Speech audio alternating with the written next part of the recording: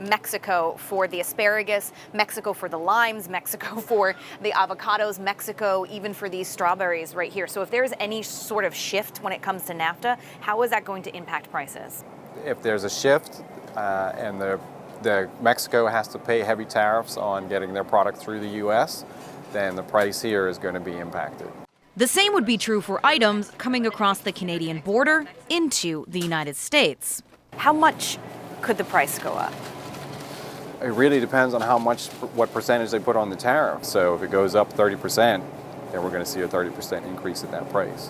To understand how this works, we have to go back to 1994.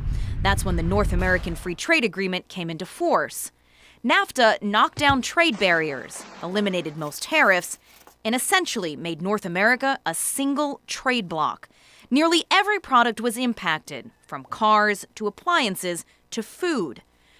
Prices came down, business expenses were streamlined, and deeply integrated, cost-efficient supply chains were developed.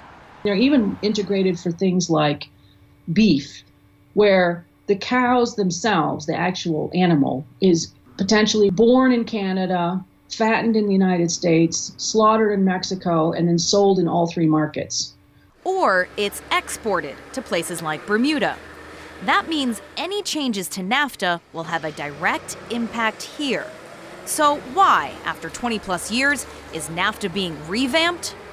One word: Trump. NAFTA was the worst trade deal in the history. It's like the history of this country.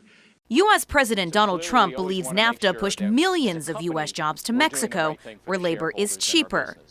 Modernizing the agreement, though, has been slow and thorny. That's left farmers nervous that the negotiations could fall apart, leading to new tariffs on fruits, vegetables, and meats. Tariffs that would be tacked on to items shipped to Bermuda.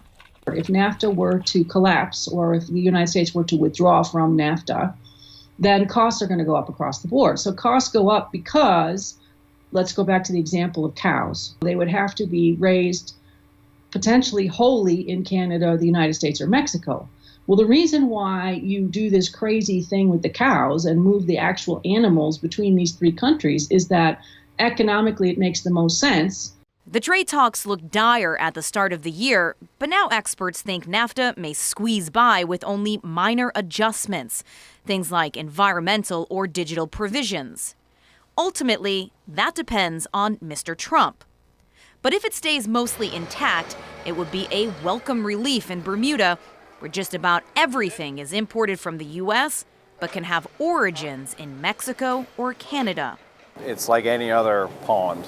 You throw a stone in the pond and you get a ripple effect. Here's hoping the NAFTA revamp is more pebble than stone. Toni Waterman for Bermuda Broadcasting News.